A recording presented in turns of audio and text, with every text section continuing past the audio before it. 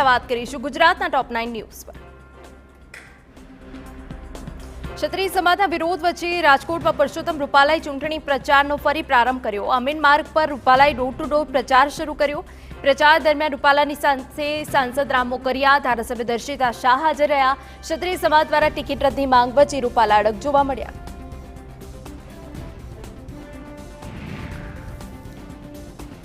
રાજકોટમાં ક્ષત્રિય સમાજના વિરોધ વચ્ચે પરસોત્તમ રૂપાલા મહિલા સંમેલનમાં ઉપસ્થિત રહ્યા। મહિલા સંમેલનમાં ટિફિન બેઠકથી રૂપાલાએ પ્રચાર પ્રસારની શરૂઆત કરી। આ દરમિયાન તેમણે મહિલાઓ સાથે બેસી ભોજન કર્યું। ભાજપના સાંસદ, ધારાસભ્ય, સંગઠનના અગ્રણીઓ પણ જોડાયા।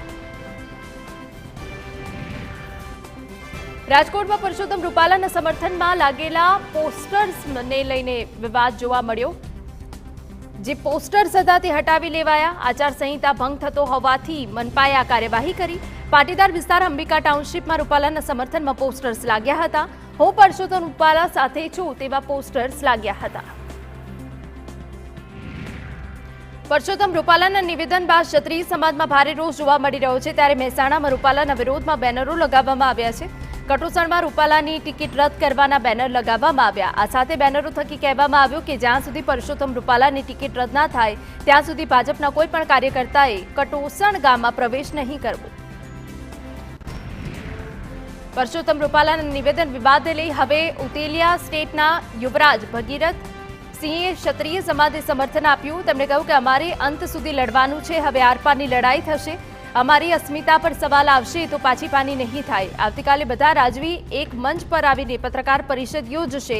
સાથે જ કહ્યું કે આંદોલન જે કોઈ સ્વરૂપ લે એની જવાબદારી અમારી રહેશે નહીં। આ આંદોલનને સમગ્ર દેશમાં લઈ જઈશું। તેમણે પરસોત્તમ રૂપાલાની ટિકિટ રદ કરવાની માંગ કરી હતી।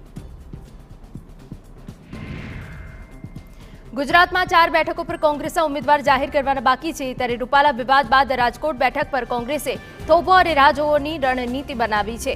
રૂપાલા સામે વધી રહેલા આક્રોશને જોતા કોંગ્રેસ લેવા અને કોળી પટેલ પર પસંદગી ઉતારી શકે છે।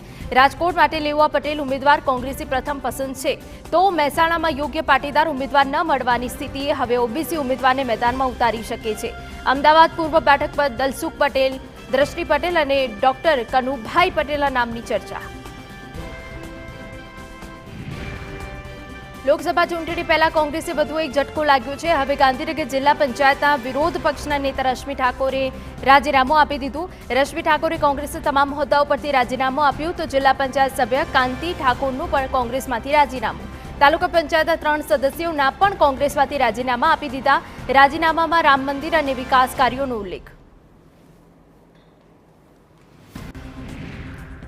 લોકસભા ચૂંટણીને લઈને ભાજપ પ્રદેશ પ્રમુખ સી.આર. પાટીલે ફરી એકવાર કાર્યકરોને ટકોર કરી। કાર્યક્રમમાં તેમણે કહ્યું કે કાર્યકરોને કોઈ મનદુખ હોય તો તે ભૂલીને બૂથના કામમાં લાગી જાઓ। વિધાનસભા ચૂંટણીમાં 182માંથી 26 બેઠકો હાર્યા હતા। આ વખતે લોકસભા ચૂંટણીમાં 26 બેઠકો પર જીત હાંસલ કરવાની છે અને તમામ બેઠક પર 5 લાખથી વધુ મતથી જીત હાંસલ કરવાનું લક્ષ્યાંક પૂરો કરવાનું છે। લોકસભા ચૂંટણી વચ્ચે આરએસએસ સુપ્રીમો મોહન ભાગવત ત્રિદિવસીય ગુજરાત પ્રવાસે આવશે। આવતીકાલે મોહન ભાગવત વડોદરા પહોંચશે। ત્યારબાદ તેઓ બપોરે ભરૂચ ખાતે પ્રબુદ્ધ નાગરિક ગોષ્ઠી સમારોહમાં ઉપસ્થિત રહેશે। 7 એપ્રિલે સવારે દત્ત મંદિર અને ગરુડેશ્વર મંદિરમાં દર્શન કરશે। આ દરમિયાન તેઓ ભરૂચ, વડોદરા અને અમદાવાદ શહેરના વિવિધ સમાજના નાગરિકોની બેઠકમાં ભાગ લેશે।